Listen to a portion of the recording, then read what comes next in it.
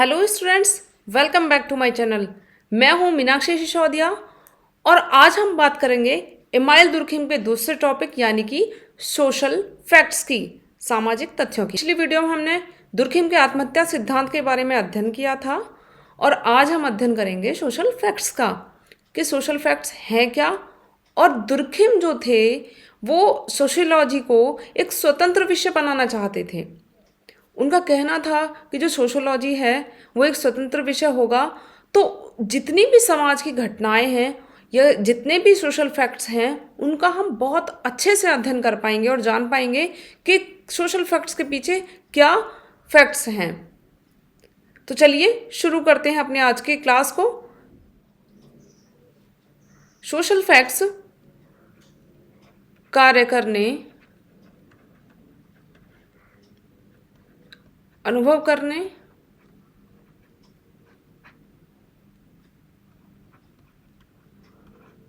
या सोचने। देखिए तीन चीज इंपॉर्टेंट हैं। दुर्खिम कहते हैं कि जो सोशल फैक्ट्स हैं वो कार्य करने, अनुभव करने या सोचने का एक तरीका या सिस्टम है जिसमें क्या होता है, व्यक्ति जो है वो बाहरी रूप से दबाव में होता है। यानी बाहरी दबाव किस चीज़ का? सोसाइटी का। तो इन्होंने कहा है कि जब व्यक्ति बाहरी दबाव से प्रेशर में होता है तो हम उन्हें सोशल फैक्ट्स कहते हैं। या फिर इन्होंने दूसरे शब्दों में कहा कि कार्य करने, अनुभव करने या सोचने का कोई भी तरीका जिसका हम निरीक्षण और परीक्षण कर सकें, यानी कि हम उसको एक साइंटिफिक तरीके से जांच सकें कि इसके पीछे के रीजंस क्या हैं कि इस कार्य को करने के, तो उसे हम सोशल फैक्ट्स कहते हैं। फॉर एग्जांपल हम देखें तो देखिए जैसे कि हमारा पूजा करने की विधि है या हमारे प्रथाएं हैं, परंपराएं हैं, हमारे रीति रिवाज हैं, ये सब क्या हैं? सोशल फैक्ट्स हैं हमारे। और हम नॉर्मल भाषा में कहें तो किसी भी कार्य को करने का या सोचने का या अनुभव करने का तरीका जो है और उसका हम निरीक्षण कर सकें तो उसे हम सोशल फैक्ट्स कहेंगे। जैसे मैंने अभी बताया कि पूजा करने की विधि है, उपासना करने का तरीका है या फिर हमारी प्रथाएं हैं, रीति रिवाज हैं। देखिए जैसे विवाह हमारा एक संस्कार है, तो जो विवाह है वो किसी एक इंसान ने शुरू किया होगा कि कैसे विवाह किए जाते हैं। वो बनते बनते प्रथा हमारी वो इतने समाज में व्याप्त हो गई कि सभी लोग विवाह का एक तरीका फॉलो करने लगे। जो हिंदू धर्म है उसमें एक तरीका फॉलो करने लगे, यानी कि उसको सब लोग मानने लगे। और देखिए कोई ऐसा नहीं है कि कोई व्यक्ति उसको मना करे। यदि मना करता है तो जो हमारा समाज है उसकी निंदा भी करता है। तो ये जो है हमारे सोशल फैक्ट्स कहलाते हैं। अब हम कहें कि मान लीजिए कोई मैं मन ही मन में विचार करने लगूँ किसी चीज़ के बारे में तो वो सोशल फैक्ट्स हो जाए? नहीं, ऐसा नहीं हो सकता, वो सोशल फैक्ट्स नहीं कहे जा सकते। जबकि वहीं अगर हम किसी विद्वान की बात करें तो किसी भी विद्वान द्वारा दिया गया कोई थॉट है, कोई थ्योरी है, तो इनको हम सोशल फैक्ट्स के अंतर्गत रखेंगे। अब ऐसा क्यों है? क्योंकि देखिए किसी भी थ्योरी को जब कोई भी विद्वान लेकर आता है तो उसका निरीक्षण भी किया जाता है और परीक्षण भी किया जाता है, इसलिए हम उनको सोशल फैक्ट्स की श्रेणी में रखते हैं। एग्जाम्पल के तौर पे मैं आपको बता देती हूँ कौन कौन से सोशल फैक्ट्स हैं। एग्जाम्पल हैं धार्मिक विश्वास या मान्यताएं,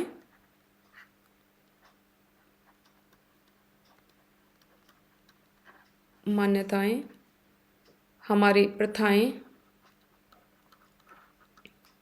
रीति रिवाज हमारे,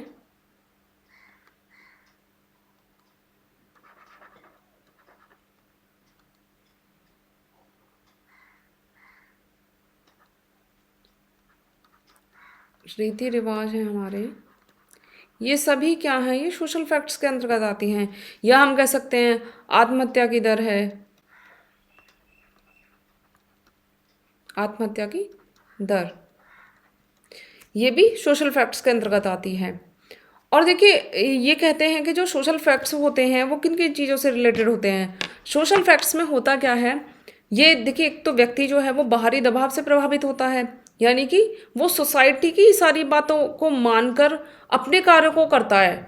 जैसे मान लीजिए हम किसी भी मृत्यु में जाते हैं और वहाँ सब लोग जो हैं, ऐसा तो नहीं देखा होगा आपने कहीं भी कि वहाँ सब लोग मस्ती करते हैं या बहुत ज़्यादा हंसेंगे, खिलखिलाएंगे, ये काम तो हम नहीं करते हैं। हम क्या करते हैं, हम शांतिपूर्वक वहाँ जाते हैं और प्रे करते हैं गॉड से कि इसकी आत्मा को शांति मिले, या ऐसी चीज़ों को हम करते हैं जो शांतिपूर्वक की जाएं। तो ये सब जो चीज़ें हैं, ये हमें कोई सिखाता नहीं है या हमें कोई बताता नहीं है कि आप ऐसा कीजिए, बल्कि ये क्या है, ये हमारी जो परंपराएं हैं उनमें और अनुभव द्वारा हम सीखते हैं इन चीज़ों को, क्योंकि ये चीज़ें हमें हमारे पेरेंट्स से हमें ट्रांसफ़र हुई हैं, क्योंकि जो सोशल फैक्ट्स हैं ये भी हस्तांतरित होते हैं पीढ़ी दर पीढ़ी। तो ये सब चीज़ें हम सीखते हैं अपनी सोसाइटी से और एक्सपीरियंस के थ्रू सीखते हैं। और कोई भी व्यक्ति है वो कहीं ना कहीं सोसाइटी या बाह्य दबाव से प्रभावित होता है और इन कृत्यों को करता है जो सोसाइटी में सोशल फैक्ट्स कहलाते हैं। अब हम बात करेंगे कैरेक्टरिस्टिक्स ऑफ सोशल फैक्ट्स। तो चलिए शुरू करते हैं। नंबर 1 है बाह्यता। इसमें बाह्यता का गुण पाया जाता है। दूसरा है बाध्यता। बाध्यता। नेक्स्ट है सार्वभौमिकता।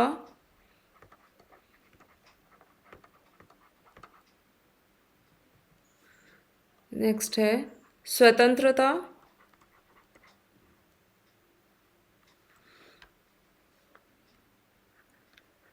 नेक्स्ट है 5th सामान्यता। ये इसकी कैरेक्टरिस्टिक्स हैं, बट मेनली जो कोई भी थिंकर बताता है तो वो दो बताता है, बाह्यता और बाध्यता को। तो चलिए जानते हैं कि बाह्यता और बाध्यता क्या है। बाह्यता की बात इन्होंने की है तो ये कहते हैं दुर्गम कि बाह्यता में होता क्या है कि देखिए कोई भी सोशल फैक्ट है वो समाज द्वारा या समाज के सदस्यों द्वारा बनवाया जाता है।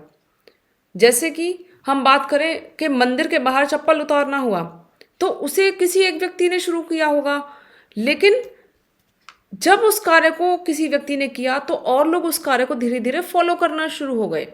अब फॉलो करना शुरू किया तो जो और व्यक्ति हैं वो देखकर उस कार्य को करने लगे, और देख कर करने के बावजूद इस कार्य को करते करते करते एक ऐसा रूल बन गया कि अब मंदिर के बाहर चप्पल उतारना एक अनिवार्य कार्य हो गया।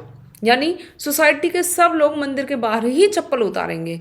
या फिर विवाह में हम जाएंगे, वहाँ कोई भी फेरे हो रहे हैं या कोई रस्म हो रही है तो वहाँ हम हंसी खुशी का वातावरण रखेंगे, ना कि हम वहाँ रोएंगे जाकर। तो ये चीज़ें जो हैं वो सोसाइटी का अगेंस्ट हो जाएंगी। तो ये आता है बाध्यता को, इसकी विशेषता। नेक्स्ट बाध्यता। बाध्यता में क्या होता है कि कोई भी व्यक्ति जो है एक सोशल कंट्रोल में आ जाता है, यानी कि सामाजिक नियंत्रण में आ जाता है, और जो उसकी खुद की स्वतंत्रता है वो कहीं ना कहीं समाप्त हो जाती है। क्योंकि मान लीजिए, हम एग्जाम्पल दूं मैं आपको कि जैसे दिवाली अभी आने वाली है तो हम लोग सब क्या करेंगे, अपने अपने घर पर हिंदू धर्म में सब लोग दीपक जलाएंगे। अब सब लोग दीपक जलाएंगे ऐसा तो नहीं है कि हम में से कोई भी ऐसा हो कि हम दिवाली वाले दिन अपने कलर लगाएं या फिर हम राखी बांधें। ऐसा काम तो हम नहीं करेंगे, क्योंकि दिवाली पर पटाखे जलाना या फिर दीपक जलाना ये सब जो है ये हमारे एक सोशल फैक्ट के अंतर्गत आते हैं। और अगर हम इन कृत्यों को करते हैं, जैसे कि मैंने रंग लगा लूँ मैं दिवाली पर या मैं राखी बांधूँ, तो सोसाइटी क्या करेगी, वहाँ पर मेरी निंदा करना शुरू कर देगी। तो ये चीज़ें जो हैं वो सोशल फैक्ट के अंतर्गत आती हैं, लेकिन व्यक्ति जो है उनके बाध्य हो जाता है, यानी कि अधीन हो जाता है, उनके अधीन रहकर कार्य को उन्हें उसे करना पड़ता है। अब हम बात करेंगे इसके प्रकारों की। अब हम जानते हैं सामाजिक तथ्य कितने प्रकार के होते हैं, तो चलिए शुरू करते हैं। नंबर 1 है सामान्य सामाजिक तथ्य। सामाजिक तथ्य दुर्खिम ने बताया कि ये ऐसा सोशल फैक्ट है कि जिसमें क्या होता है, स्थिरता आती है समाज में और संगठन और सहयोग की भावना बढ़ती है।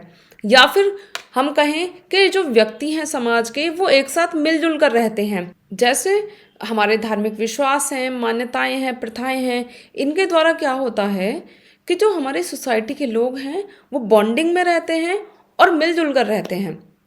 तो ये इन्होंने सामान्य सामाजिक तथ्य बताया। दूसरा है व्याधिकीय सामाजिक तथ्य।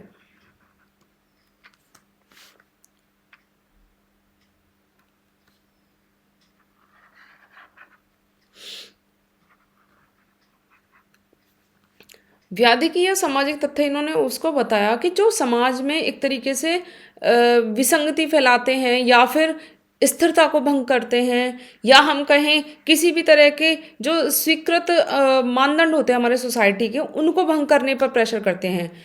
फॉर एग्जाम्पल मैं बताऊं आपको कि जैसे अपराध हुआ, वैश्यावृत्ति हुई, ये सब जो हैं ये हमारे व्याधिकीय सामाजिक फैक्ट्स के अंतर्गत आते हैं। और इन्होंने बताया कि किसी भी कार्य को जो भी समाज में स्वीकृत ना हो उसको करना व्याधिकीय सोशल फैक्ट के अंतर्गत आता है। तो इन्होंने ये दो टाइप्स के सोशल फैक्ट बताए और बताया कि जो सोशल फैक्ट हैं वो हमारे लिए कितना ज़रूरी हैं, क्योंकि देखिए कोई भी सोशल फैक्ट होगा उससे यूनिटी तो बढ़ती ही है साथ में, और साथ साथ कहीं ना कहीं हम एक अच्छे तरीके से जीवन जीना सीखते हैं और सोसाइटी की अच्छी बातों में इन्वॉल्व होते हैं हम, क्योंकि जो हमारा जीवन है वो समाज में ही है, और हम समाज के सदस्य अगर अच्छे तरीके से बनकर रहेंगे तो सोसाइटी जो है हमारी वो अच्छे से ग्रो करेगी और बहुत अच्छे से हमें उसका परिणाम भी मिलेगा। तो चलिए आज की क्लास में इतना ही। Thank you and thank you so much for watching my video.